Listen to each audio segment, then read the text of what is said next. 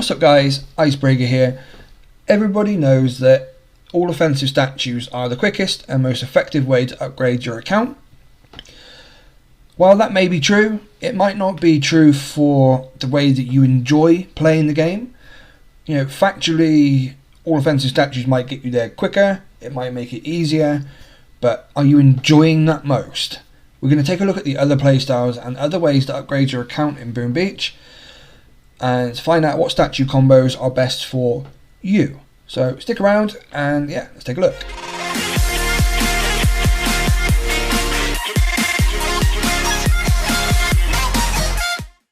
Okay then guys, let's talk about statues. Which combo is right for you? And that's you personally, not for the right for Joe Blogs or right for somebody else in your task force. Which combo is right for you? Now to do that, we need to take a look at the playstyles. But before we do that, let's talk about what the actual playstyles are. As we all know, Boom Beach is all about base building, where you need to gain as many resources as you can or produce as many resources as you can, and you use those resources to upgrade your buildings and your troops and all that kind of stuff. There's a few different ways you can do that. Farming route, where you go and use green statues and they will help you produce more resources on your home base. So if you enjoy that aspect of the game where you produce your resources yourself rather than steal them, then green statues is going to be for you. Coming back to playstyles, what are the other ones? We've got the defensive players who like to run lots of max level defenses. Normally max players who have played the game for a while then decide to push for a leaderboard, whether that be the local or global leaderboards, and run in a load of ice statues to help them defend against other players who are doing the same, trying to push VP and stuff.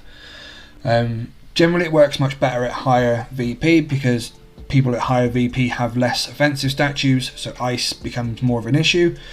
Whereas down sort of below 1000 VP, the majority of players are running at least sort of 5 or 6 offensive statues. So a couple of ice statues aren't going to be much of an issue for those players. So it's generally seen as kind of a waste of a statue slot. But if you enjoy base building, then the ice route will be something you might want to consider once you've got some decent levels into your defenses. You can then throw down some ice statues and help them repel attacks. So that's the defensive playstyle. The next playstyle is all offensive. Now, these are going to be the players who, like myself, have got all offensive statues, all reds and purples. So GBE, troop damage, troop health. These are the sort of statues that are going to help you if you are VP pushing, because obviously you can be able to take out more players, even if they're rocking loads of ice. With all offensive statues, it's not going to pose you any problems at all.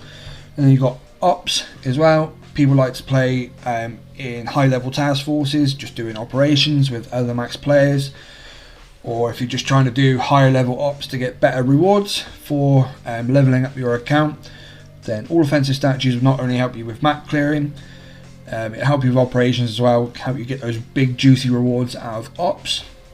The Mega Crab too, with certain statues like combos like mine with the 1 GBE, lots of troop damage and stuff, they're ideal for pushing hard on Mega Crab. All offensive statues are going to be needed for that too, obviously. Even if you're just collecting intel on a daily basis, then all offensive statues are going to help you. Just take out those extra players on your map, regardless of what level they are. That's the all offensive strategy.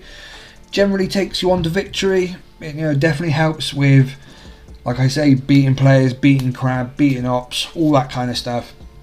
The all offensive route is definitely the way to go if you enjoy all that sort of stuff. Are you currently still doing upgrades on your base? If you've still got offensive upgrades, defensive upgrades, armory upgrades, hero, anything like that left to do, then what you might be tempted to do is run a little bit of everything and run all masterpieces, thinking that you can boost each aspect individually at the same time. So you might have a few greens there to help with your resource production.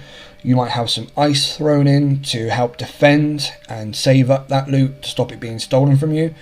and then you might have a couple of offensive ones thrown in there too to help you raid people on your map to get the extra resources you need, or to hit operations or mega crab and stuff.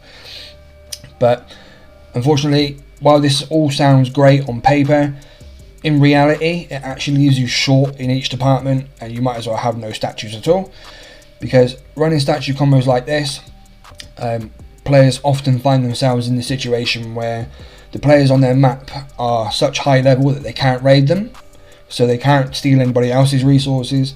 They're still being raided every single day, no matter what, multiple times a day. So their greens, the loot they're producing using their greens is being stolen, and the ice isn't stopping them being raided at all. So they lose all their loot and they're not strong enough to go and steal any more, which ultimately leads to the players' frustration, and they either quit the game or they find themselves really struggling, not enjoying it.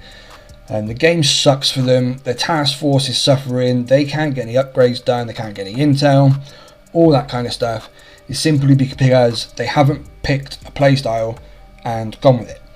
Using a bit of everything doesn't work. The statues themselves on their individual merits aren't strong enough to boost each aspect enough to make it worth using one of each. You need to be using a masterpiece and then some guardians of the same type. So if you run in GBE, you run a GBE masterpiece and a few guardians. Same with ice, same with anything. So yeah, when you pick your playstyle, you need to be choosing which one you want that's going to support you while you're base building, or generally whatever it is that you're enjoying about the game most. Pick the statues that support that playstyle and what you enjoy, and commit to it. So what's your playstyle, guys? What is it that you enjoy most about the game? Is it farming your resources instead of stealing them? Is it defending against other players to stop them stealing your VP and stuff? Are you trying to gain VP? Are you going for the leaderboards? Mega crab that you enjoy most of all out of all the aspects in game? Or are you just collecting intel so that you can smash high level ops with your task force and just enjoy that camaraderie between you and your task force members, taking on Hammerman and yeah, ops, getting those big rewards out of operations and stuff? So which combo of statues is right for you? You need to decide what it is that you enjoy about the game most, or what you value most in the game, whether that be farming for your resources or raiding for them or defending people. Whatever it is, you need to decide what combo is best for you. I will put one suggestion in there, and that is if you are still base building, then a resource reward statue is going to boost up all the loot you get from every raid, regardless of what other statues you're using. Even if you're not using all offensive ones, chances are you're still going to need to raid other players at some point. And by having that resource reward statue, it's going to give you up to 100% more loot. And when you've got the tribes as well, you're going to get even more. As you can see in the picture here, I've got, I think it's a 48% resource reward boosted with the tribe boost as well that's on at the moment. You can see there we're getting over double of what the place is actually worth. So the resource reward statue is going to be worth getting every single time.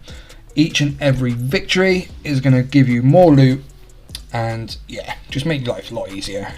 So guys, I hope this video has helped you understand what statues actually are in the game and how you should be using them. I hope now you can work out which combo is best for you, especially if you're still base building, because they really do make all the difference when you pick the right ones. Make the most out of that resource reward statue, because that is going to help no matter what other statues you choose to pair it with. That one will definitely help you avoid the frustration. If you've been running a bit of everything until now, you might want to rethink that, because like I've explained before, it's not an effective strategy at all, especially if you're enjoying the mega crab most, or if it's VP pushing you're into, or playing defensively, or even farming. If that's your thing, go for it. Operations and stuff, same as mega crab and all that kind of stuff, it's all going to be about the offensive statues every time. They really are the most effective way. I didn't want to turn this video into a lecture on why offensive is best. Hoping this video has come across as informative and help you decide what statues are best for you individually. rather than what's best overall, if that makes sense. So all you need to do is work out what your particular playstyle is, what it is that you enjoy most about the game, or what your goals are overall, like I've explained before, VB pushing, crowd pushing, whatever. You need to work out what it is that you enjoy most, and then hopefully this video has helped you understand what statues would support that playstyle and your decision the best. If you found this video helpful, guys, help us out, smash that like button, leave us a comment down below if you've learnt something or if you think I've missed anything, and yeah, if you enjoy this type of video, let me know and maybe we'll do some more. But for now then, guys, I will be signing off. I will catch you next time, and as always, happy booming.